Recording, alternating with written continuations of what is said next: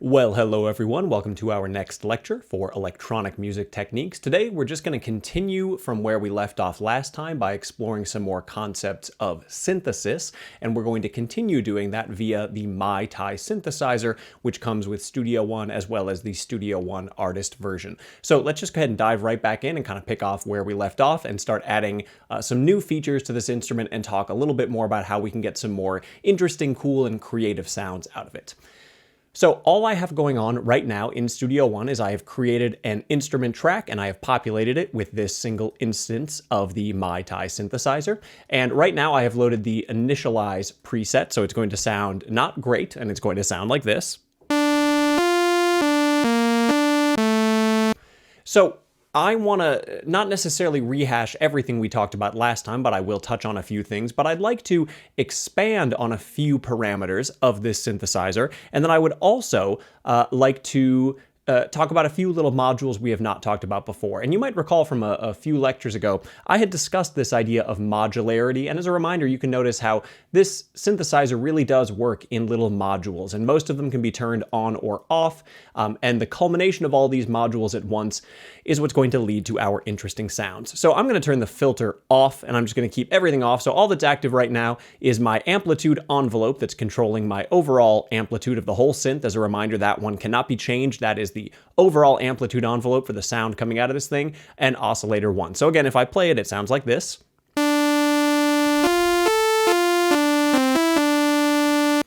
So let's go ahead and do a couple of things just so we're working with a slightly more pleasing sound. First of all, I'm going to actually make the attack time take a little bit. Let's say 80 milliseconds, and let's change the shape of this a little bit. Let's also add a little bit of release time so it's not instantaneous. Let's say, 90 milliseconds, and let's go about here. And, we could have a little bit of a decay so that when we reach our top amplitude, and then we have a little bit smooth of that decay line coming down before we sustain. And now I think it's already going to sound a little more interesting.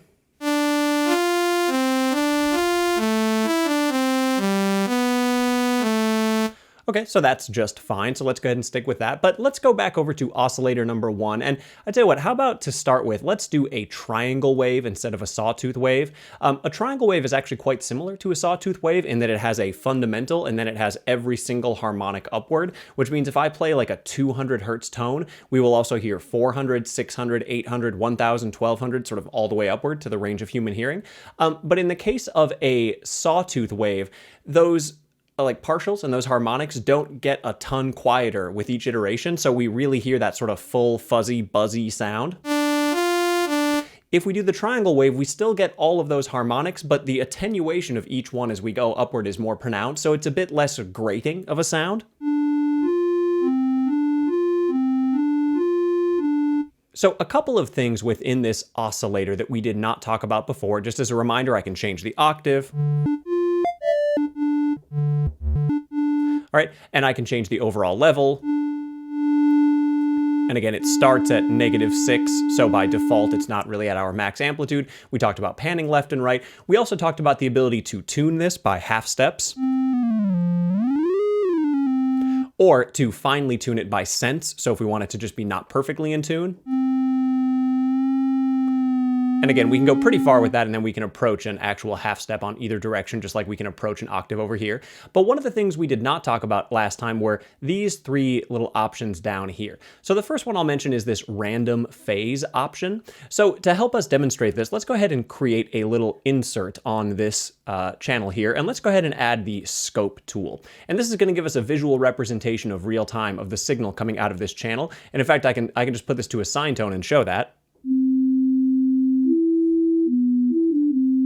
Okay, so this random phase button, and it'll show on the triangle wave as well, you'll notice that right now this is not selected. And when I create this wave, you'll notice that the shape of the triangle is the same each time, in that it starts basically at, 0 displacement, okay? The wave itself starts at the same portion of its shape. So the wave has, one cycle through the phase starts here and then takes us all the way back here. And every time I hit the key, we start at the same phase, like the same location of that physical wave. Now, if I set this to random phase, it's no longer going to begin at the same location. Unfortunately, the scope is still going to show it that way because it's kind of looking at the totality of the wave. So when I press play, it still gives that visual appearance. But what's actually happening, and I'll just turn this down for a second, is that it's now picking a random location throughout the duration of the wave to start playing the sound. Now that's not going to have a big timbral difference by itself, but as we'll see in a second, when we combine it with oscillator 2, we can get some pretty cool sounds as a result. So let's leave this off for a second, but we'll return to it in a moment, and I'll just close my scope for now because I don't need it. So we have the randomize phase option, which can be on or off. Let's leave it off for the moment. These are two of my favorite options within a single oscillator, and they really help us get really great sound out of even one oscillator, because you don't always need two, you don't always need the noise, you don't necessarily need a lot of things here to get cool sounds, and I think that these two knobs help us a lot with that. So the spread option is my personal favorite one, and what this does is the more I increase it, it's going to add other iterations of the same waveform at the same octave and at the same pitch, but slightly out of tune and out of phase with the other instances of that wave. So rather than one simple pure triangle wave, if we increase the spread knob, we'll get more instances of them out of phase and slightly out of tune. And that might seem weird to you, the idea of out of tune, but just as a reminder, when like humans sing together or play instruments together, they're not perfectly in tune. They're never, to that absolute tiny perfect fraction of waves lining up. The concept of things being slightly out of tune typically adds a rich quality of timbre and really interesting sound. So I personally like to explore things being slightly detuned. And when I do work in other synthesizers, I often have parameters like this automated to kind of wobble and go in and out of tune over time. I think it creates a much more rich and interesting sound. So if I just hold this note down and we let this spread feature sort of increase upward, notice how much more complex the sound goes as we listen.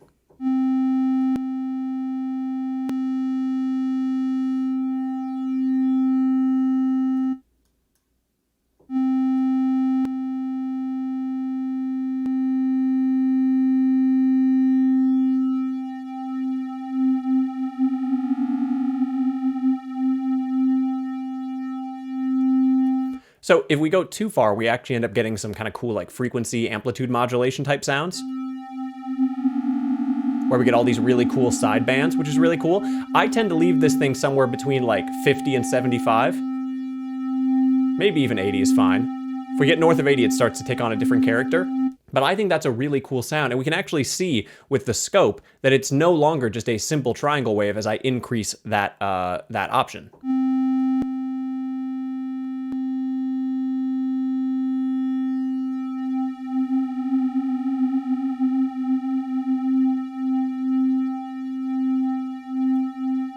So that's a pretty great way to take even a relatively straightforward sound and make it already seem a lot more interesting. We can even do it with a sine tone. Just a plain old sine tone can get a heck of a lot more interesting.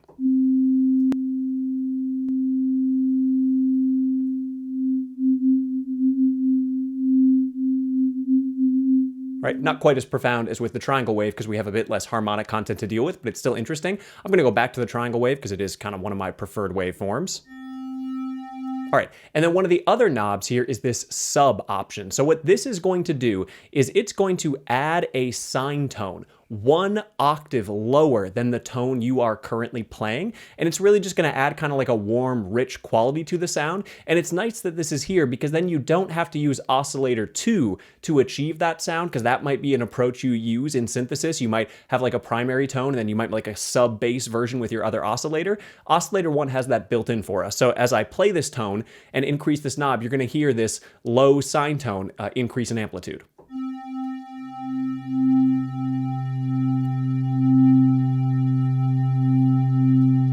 Cool. And I'm just going to go ahead and use the fine knob to detune this globally just a little.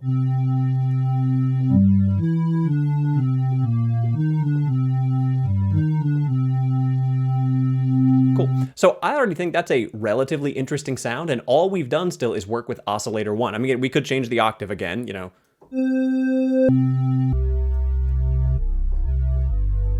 And now if I'm this low, that subtone is actually quite low.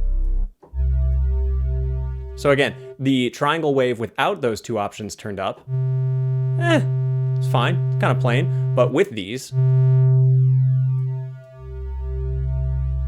yeah, way more interesting. So then let's add oscillator 2 back into the mix, and I'm just gonna turn oscillator 1 off for a second and just get oscillator 2 sounding the way I want. Let's go ahead and do maybe a like a square wave for this one. And let's bring it down a little because I kind of want this to be my primary one.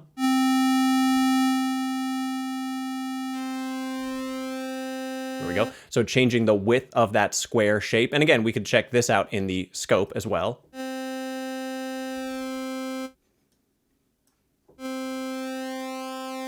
Notice how just the sort of width of that square wave changes depending on my pulse width, and it really changes the timbre of my sound. So let's leave that right about here. Let's also detune it, but let's go up a little bit. So this one is slightly flat and this one is slightly sharp. And let's mix these together for a second.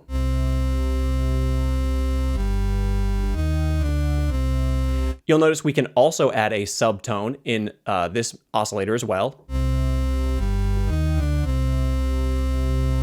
I could increase this level a little, but it's already pretty intense. The square wave has a lot of energy to it. Now you'll notice that this oscillator also has a randomized phase option. It's when the two oscillators are working together that the randomized phase option really comes into its own, because if these waves are not randomized, we start the square wave and we start the triangle wave at the same time.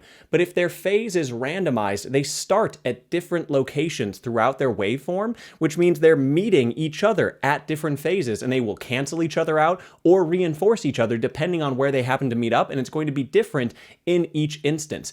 Even if one of them is randomized, you will get that effect. If both of them are randomized, it just has the potential to increase it even more. So with both of them randomized, now this is what it sounds like.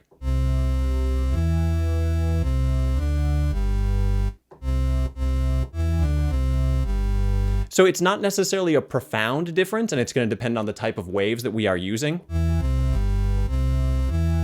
But you might explore that to get a slightly different change in timbre between the relationship of oscillator 1 and oscillator 2. But again, at least for me, I think this sub option and this spread option are really cool. It's kind of unfortunate that oscillator 2 does not have that spread option, but that's okay. The first one by itself is pretty cool. Like for example, if we use oscillator 1 and we go to a square wave with it,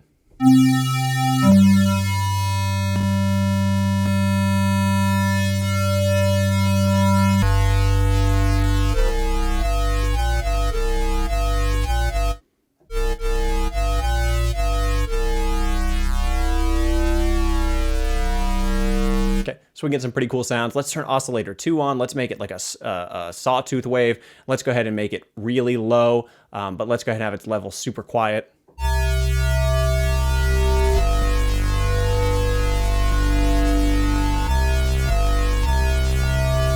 Cool. So we're able to get some pretty cool sounds, again, just with these two oscillators, and pretty much everything else in the synth turned off. Let's return to one module, which we had discussed before, which is the filter module. So let's go ahead and turn that on. As a reminder, you have different modes which you can select, which decide how the frequencies are being attenuated, whether it's like a low pass or a high pass, or whether we're going to do this band pass. And you also primarily have the cutoff frequency. These are the biggest things that you want to be aware of. I often will leave it on this low pass 24 dB ladder, or sometimes I'll use this low pass 24 dB 0, where it has this little resonant peak added at wherever this cutoff frequency is set. And then if I turn this cutoff frequency down, we're going to remove frequency content. And we could demonstrate this. I could remove my scope and I could add my Pro EQ plugin, and then I could actually see in real time how my frequency content is being shaped. So we can actually see those high frequencies being rolled off.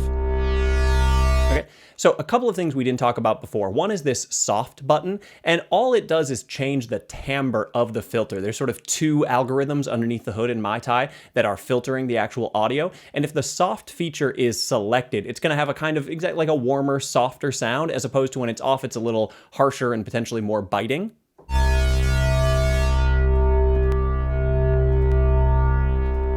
So it's pretty subtle and it depends on what you put through it, but it has the potential to have a slightly warmer sound. I tend to leave this off. I just don't really dig the sound necessarily that it adds, but it could be worth exploring. And again, it could create a subtle difference.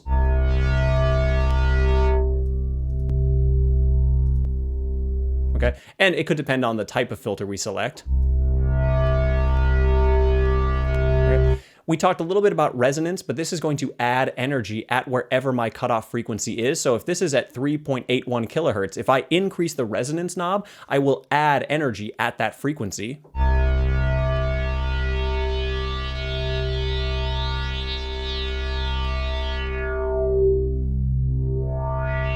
And if you have a really resonant filter and then you, for example, were to automate your cutoff filter, it really draws attention to that frequency. So you want to be careful with resonance. I tend to not have the resonance at that cutoff frequency particularly high if I know this knob is going to be doing a lot of moving. I tend to increase resonance if I know the sound is going to be sort of stationary and fixed.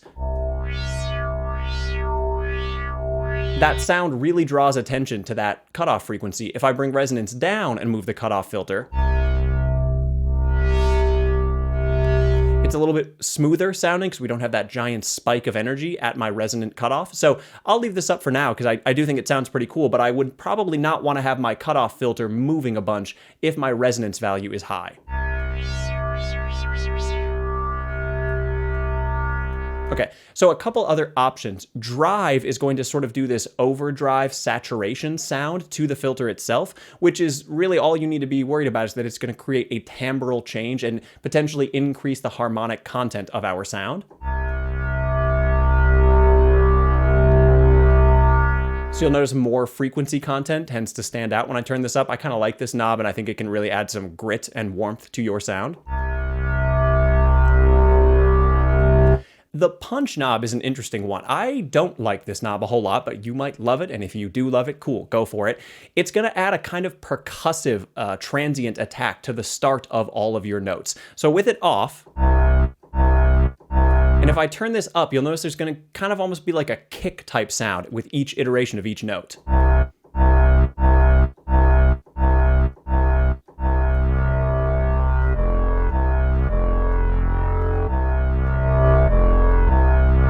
So a much sort of smoother start as opposed to, when we turn this all the way up.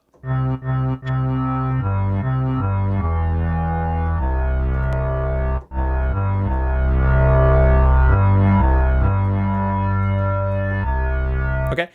The last two options here are velocity and key. So right now, this synthesizer is not actually responding to velocity. We'll talk about that in a second, meaning how hard or fast I press the key. If I press it really lightly, I get full volume. If I press it really hard, I get full volume.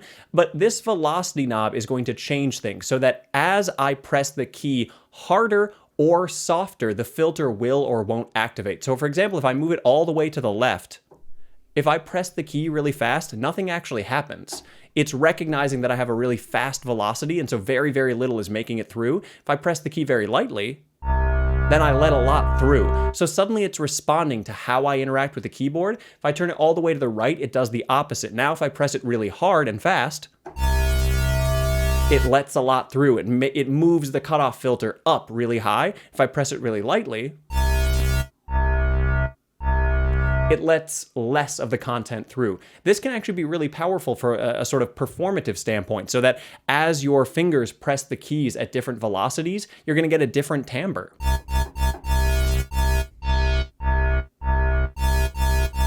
So that is one option that's available to you. The other option that I think is kind of useful, and by the way, I tend to leave this on at least at a low value because I like the idea of how hard I press the keys changing the timbre of the sound, and that might just be sort of the classically trained pianist and how I like the notes to respond to my sort of physical human input. Another option that is similar is this key option. The key option is going to change the cutoff filter frequency based off how high or low my notes are. So if I turn this up, that means as I work my way up the keyboard, Studio One and MIDI is going to take into account how high the note I'm playing is, and it's going to raise the cutoff filter so that I get more of that high frequency content. So if I play a low note, and then I turn this key down, we really hear no difference because it's a low key, so it's just, it lets everything through right away. But if I play a high key right now, let's go way up here.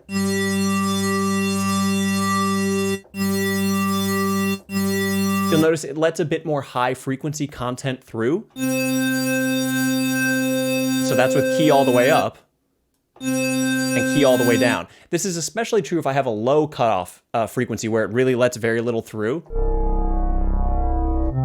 So you'll notice these high notes sound really dark. They're not getting much high frequency content because my cutoff filter is pretty low. I can even increase it a little more. Okay, and then if I increase the key value, and actually I'm going to turn this velocity back so it doesn't respond to velocity, just to the key. So here's the same note with key turned all the way down, and now with key turned all the way up.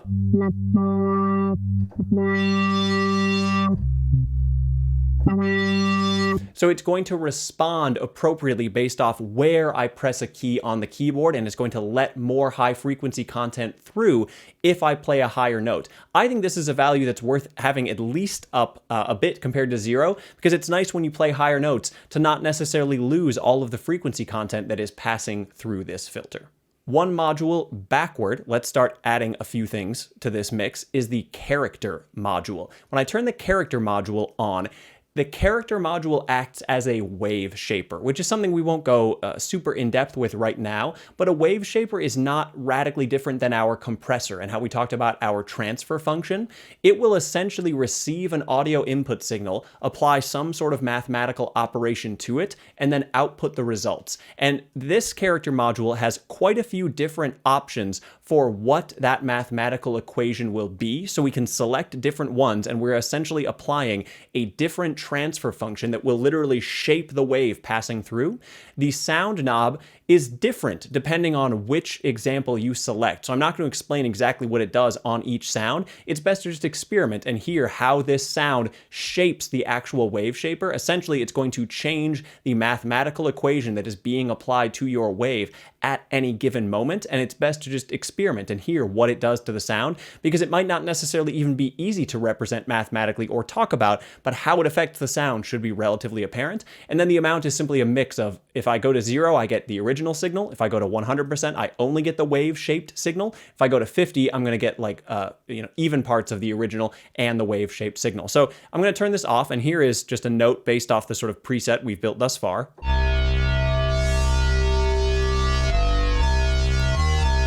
Okay, so it's sounding fine. Let's throw this character on, and let's choose, I like this one, this fuzz harmonica.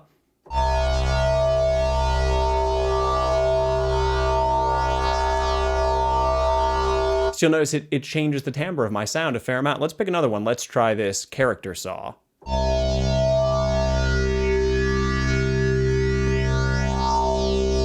Or how about, I don't know, spherical.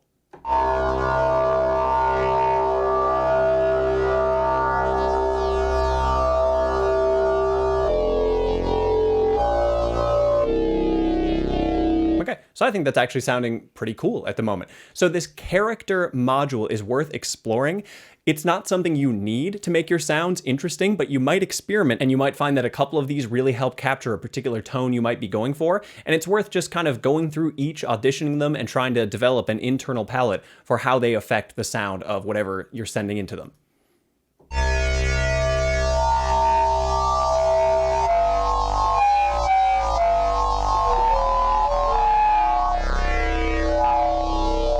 That's kind of cool. I don't know, what about, yeah.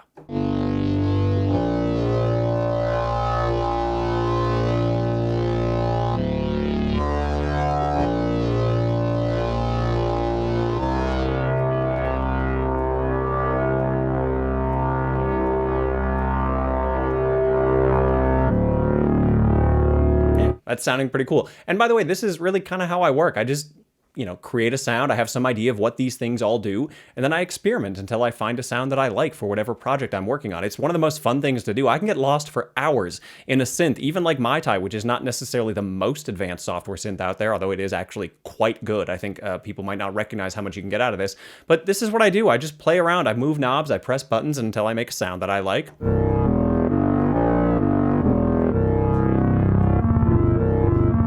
And that's fun. Some sounds sound good as bass sounds, some sound good in the middle, some up high.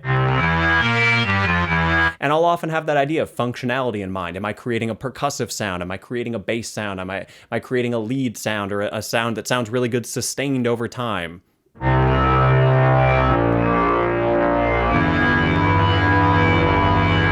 So there are some really cool things you can do with these two oscillators, the character module, this filter. We also could add some noise in here if we wanted, which we discussed before. Let's bring the level down a bit, but let's make the color fairly like high frequency content driven. And And the noise module by itself, when you don't have like the character mod or the filter mod going on, it's kind of plain, it just adds noise. But when you send that signal into a wave shaper or into a filter with this drive and this punch and this resonance, suddenly noise starts to take on a really different character. It can really enrich our sound.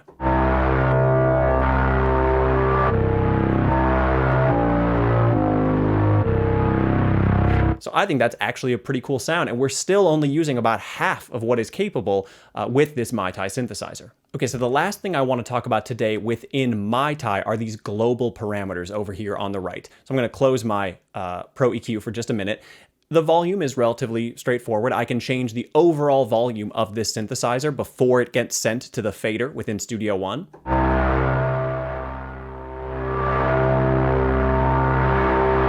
I tend to not use this volume knob a lot. Quite often, if I need to make this synth quieter, I will just decrease this level, or I might just pull my fader down. But sometimes you'll make a sound that's, really distorted and sort of really gnarly and relies on sawtooth waves and square waves. And, there's a lot of content. So in order to avoid clipping or just to get the sound sort of where you want it to sit in your project, this volume knob can be useful. So I don't want you to think you should ignore it. It's just not always the first place I go. It's sort of this weird in between where I can control level here and I can control level here. So why would I want to here? Again, I would use it if the overall resultant sound you are building is just too much frequency content, just too loud, which case you can pull the whole thing down. Now this knob I mentioned before, by default in Studio One, if I load MIDI and I hit play, and it doesn't matter how hard I hit the key, I get the same amplitude. Certain things might respond, right? Like the filter might respond to my key, but right now the overall volume is not responding.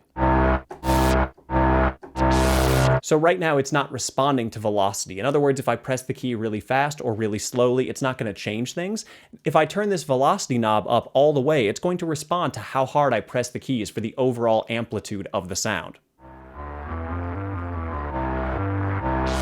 I like to have that knob up, usually all the way, because again, I like to have some kind of performative aspect.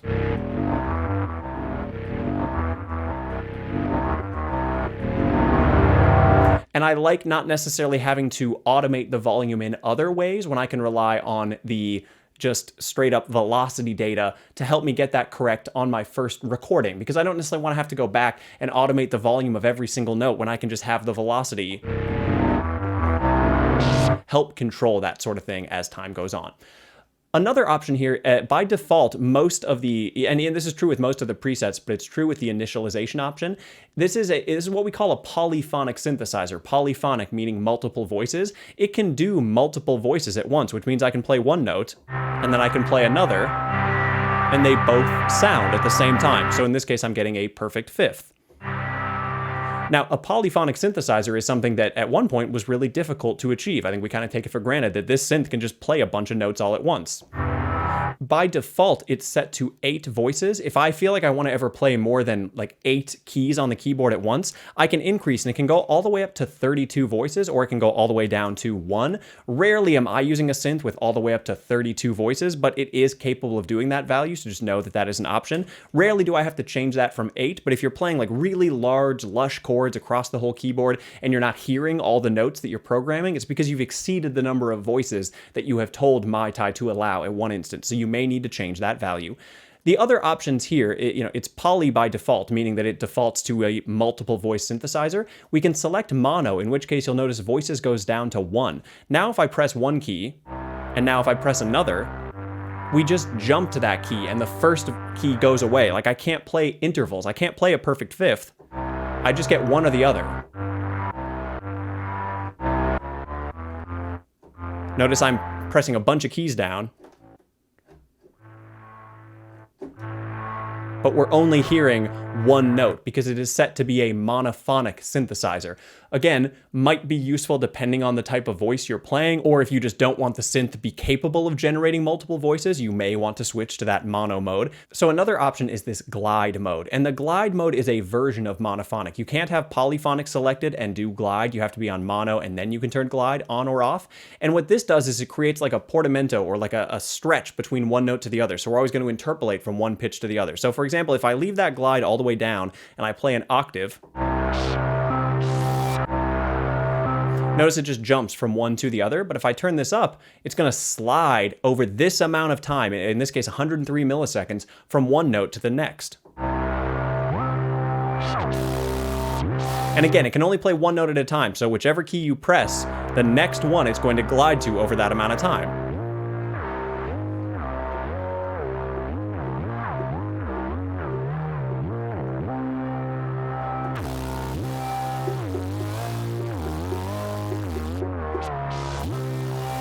I like that sound. I tend to use, in any software synthesizer, I tend to have this glide feature enabled. I also use Massive by Native Instruments quite frequently, and if you listen to any of my stuff, you'll notice that this is turned up quite frequently. So we could go all the way up to 1 whole second to slide between notes.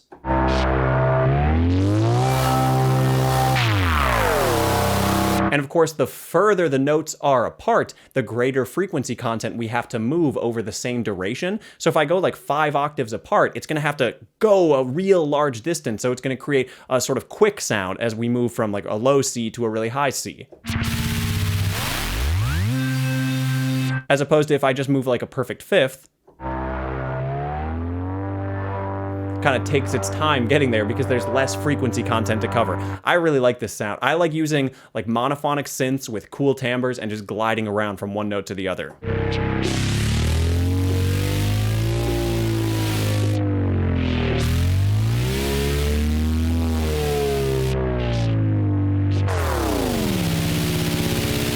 So don't ignore these global parameters on the side. They are pretty awesome. The last one I will mention, the last thing we'll talk about specifically in MiTi today, is the quality option. Now, this is going to affect how much CPU usage is being claimed by MiTi. We can put it at a really low quality, this 80s sound, and as a result, it's going to use less computational power of your computer.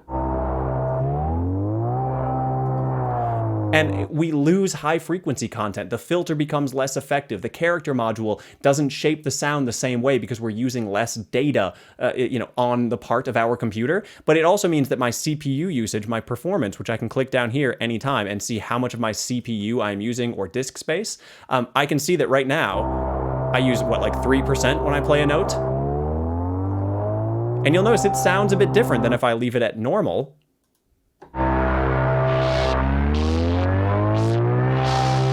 The CPU remains at 3%. I will say, I have a really fast, like 8-core CPU at my home computer that I'm using right now, so that number is going to be less of a concern for me. But if you have lots of instances of MiTi going on all at once, like maybe you have 20 synths in a project and you're running into CPU issues, you may want to leave this at normal or turn it down to 80s, especially if the sound still works for you, to save some CPU. Or you might use that mode purely based off timbre because it might make a certain sound have a particular cool kind of 80s synth quality.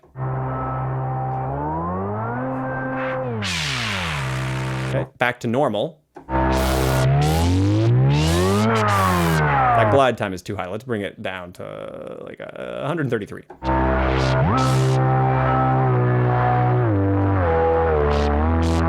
Okay. We can also go the other direction. We can go high, which is just going to be somewhere between normal and supreme, and it's just going to increase the overall CPU usage. We'll see if my number goes up above 3 this time. Okay, so now it's at 5%.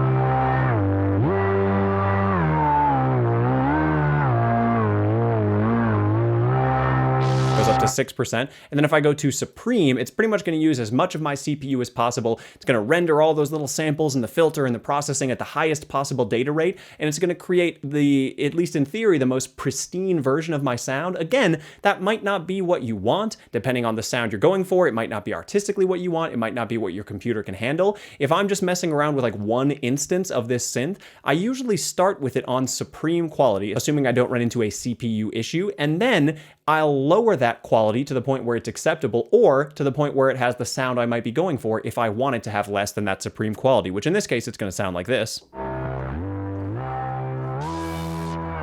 And just for a sec, I'm going to turn velocity down.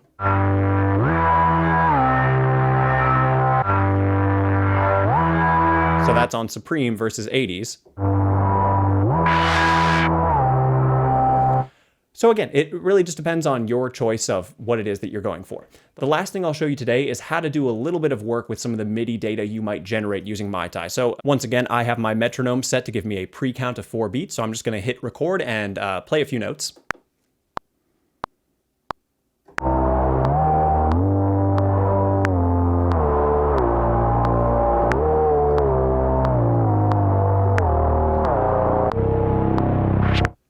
So kind of a cool sound. I like it, and it's responding a little bit to my velocity right at the end there, this sort of aftertouch idea. Just a couple of things to note when working with MIDI regions like this that might be useful, and we'll talk about a few more of these options in the future. I'm just going to sort of zoom out here a little bit so we can see this. So first of all, this is a lovely little MIDI region now with notes that I can double click and edit if I want.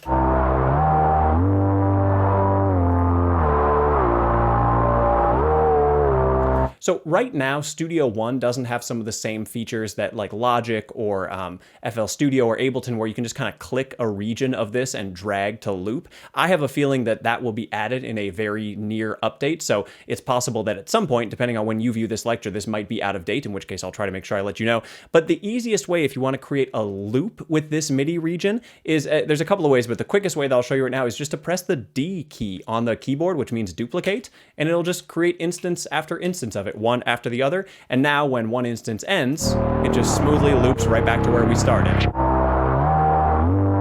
So just know that that's a really quick way of creating as many instances of something as you might like if you're doing sort of loop or sequence-based music. And also, anytime you're working with MIDI, if you're tired of working with MIDI and you want to switch over to audio, you don't have to like bounce the whole project out and start a new one. You can right-click on any MIDI region, and you have the option to bounce to new track, and that's going to render the audio for just that MIDI region. And it's going to create a nice little audio track for it, and now we can hear it, and it's going to mute and freeze the original track so we don't hear both of them.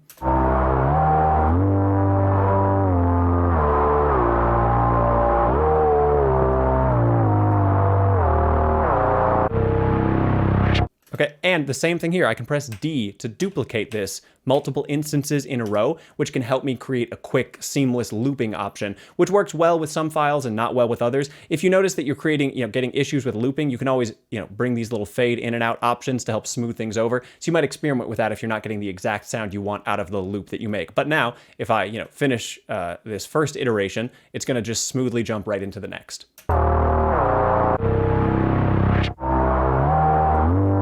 And that'll work with drum parts and audio loops and MIDI regions and really just whatever it is that you might be working with at the moment. So that is all for today. In our next lecture, we will talk a bit more about the remaining features in the MiTi synthesizer, at which point we really will have explored them all. And in the very near future, we'll also talk about the pattern editor and other really cool ways to sequence the sounds that you're making out of this synthesizer. But I really do want to encourage you once again to play around with this synth, because as a reminder, if you own Studio One or Studio One Artist, you get this synth, you can make as many instances of it as you'd like, and you can build sounds from the ground up in several minutes that no person has ever heard before, and it's really fun and freeing and artistically exciting to do so. So with that, best of luck generating some sounds.